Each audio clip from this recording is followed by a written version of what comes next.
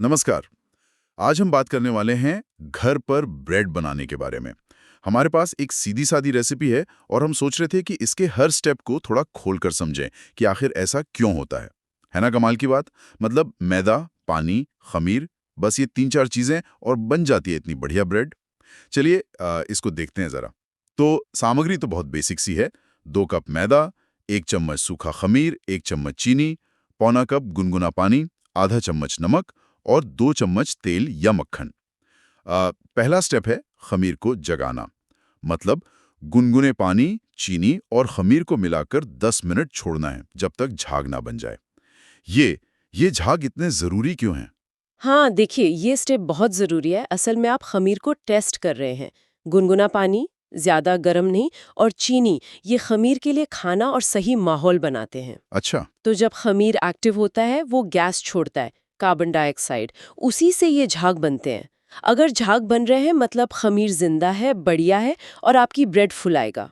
मतलब ये quality check हो गया एक तरह से। हम्म। अगर झाग नहीं तो खमीर गया काम से। बिल्कुल, फिर ब्रेड नहीं फूलेगी। ठीक है, तो खमीर तैयार। अब आगे? आटा गूंथना। मैदा, नमक और ये खमीर वाला पानी मिलाकर हम्म। फिर तेल लगाकर चिकना करना। हम्म। रेसिपी कहती है अच्छे से गूंथना। ये अच्छे से का क्या मतलब है? सिर्फ मिक्स करना ही तो होता होगा। नहीं नहीं, सिर्फ मिक्स करना नहीं, गूंथना बहुत बहुत अहम है। जब मैदा पानी के साथ मिलता है और आप उसे गूंथते हैं, खींचते हैं, तो उसमें ग्लूटेन बनता है। ग्लूटेन? हाँ, सुना है। हाँ, ये एक तरह का प्रोटीन नेटवर्क है। एक जाली समझ लीजिए, हम्म। लचीली सी। यही जाली उन गैस बबल्स को पकड़ कर रखती है जो खमीर बनाता है। इसी से ब्रेड फूलती है और सॉफ्ट बनती है। अच्छे से गूंथने का मतलब है इस ग्लूटेन नेटवर्क को मजबूत बनाना। ओह अच्छा। हम्म। तो सारी हवा उसी में ट्रैप होती है। और तेल या मक्खन। तेल या मक्खन आटे को और मुलायम बनाता है, हम्म। ग्लूटेन को डेवलप होने में मदद करता है और हाँ, आटे को सूखने से भी बचाता है। समझ गया, ग्लूटेन हीरो है यहाँ। अच्छा, फिर आता है प्रूफिंग। आटे को ढककर गर्म जगह पे रखना करीब 1 घंटा, जब तक डबल ना हो जाए। फिर शेप देके दोबारा 30 मिनट रखना। ये 2 बार इंतजार क्यों? ये दोनों प्रूफिंग स्टेजेस बहुत ज़रूरी हैं टेक्सचर के लिए। पहली प्रूफिंग जो लंबी होती है, उसमें खमीर आराम से गैस बनाता है, आटा फूलता है और उसका फ्लेवर भी डेवलप होता है। ठीक है। फिर जब हम उसे पंच डाउन करते हैं, मतलब हल्की हवा निकालते हैं और दोबारा शेप देते हैं, तो हम गैस बबल्स को रीडिस्ट्रीब्यूट करते हैं और खमीर को फिर से काम करने का मौका देते हैं। ये दूसरी छोटी प्रूफिंग फाइनल राइज देती है, जिससे ब्रेड हल्की और एयरी बनती है। अच्छा, तो एक बार में वो बात नहीं आती। नहीं, वो डेंस रह सकती है। सही। अब बेकिंग, दो तरीके दिए हैं। ओवन में 180 डिग्रीज पर 25-30 मिनट, और दूसरा कढ़ाई में। ये कैसे? कढ़ाई में नमक डालकर गरम करके धीमी आंच पर 30-40 मिनट। मतलब बिना ओवन के भी एयर है, वो गरम होके एक तरह से ओवन जैसा माहौल बनाती है, गर्मी को बराबर फैलाती है। अरे वाह। और ढक्कन लगाने से हीट अंदर ट्रैप हो जाती है। दोनों में बस तापमान और टाइम सही रखना होता है, ताकि ब्रेड अंदर तक पक जाए और जले नहीं। दिलचस्प है, सोचने वाली बात है।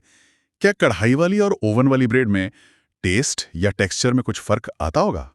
ये तो ट्राई करके ही पता चलेगा। थोड़ी नमी का फर्क शायद हो। सही कहा। अच्छा, और आखिर में ब्रेड ठंडी होने पर ही काटे। गर्मा गर्म क्यों नहीं काट सकते?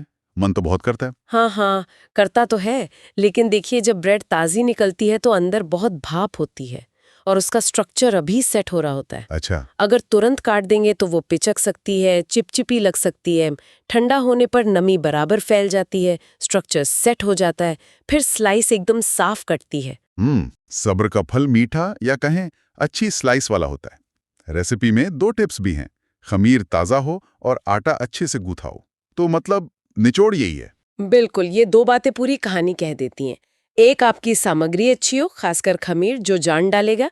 दूसरा, आपकी तकनीक सही हो, यानी गूंथना, जिससे वो जान सही शक्ल लेगी। तो ये थी घर पर ब्रेड बनाने की इस रेसिपी पर हमारी आज की चर्चा। खमीर जगाने से लेकर ठंडा करने तक हर स्टेप का अपना मतलब है। हाँ, और ये भी देखा कि कैसे छोटी छोटी बातें, तापमान, टाइमिंग, गूंथने का तरीका फाइनल रिजल्ट पर असर डालते हैं। और जाते जाते एक बात सोचने के लिए छोड़ जाती हूँ। ये तो सबसे बेसिक ब्रेड हुई। जरा सोचिए, इसी बेस पर अलग अलग आटे इस्तेमाल करके या इसमें कुछ बीज, नट्स या मसाले डालकर कितनी तरह की ब्रेड्स बन